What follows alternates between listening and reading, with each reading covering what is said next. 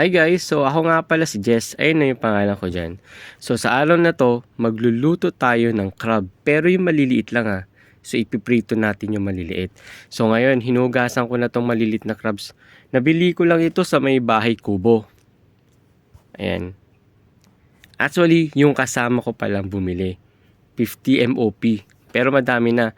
So hinugasan ko na siya, tapos nilagyan ko siya ng paminta. Ayan. So, lalagyan din natin ng asin. Ayan guys. So, nilalagyan ko na ng asin ngayon yan.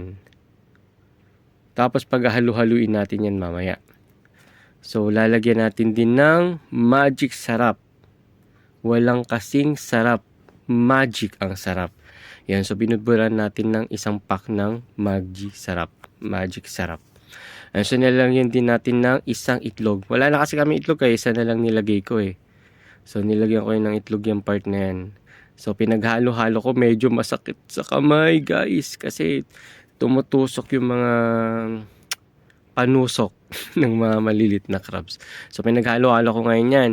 Tapos, lalagyan natin ngayon ng crispy fry na nagpapasarap sa pagprito natin.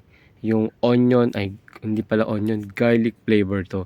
So, binudbud ko na yung kalahati niyan, guys. So, after nyan, iprinito ko na ngayon. Ayan. So, isa-isa natin prinito. Ayan. So, pagka-prito natin, ayan, naglagay ulit ako nyan. Ayan. Okay.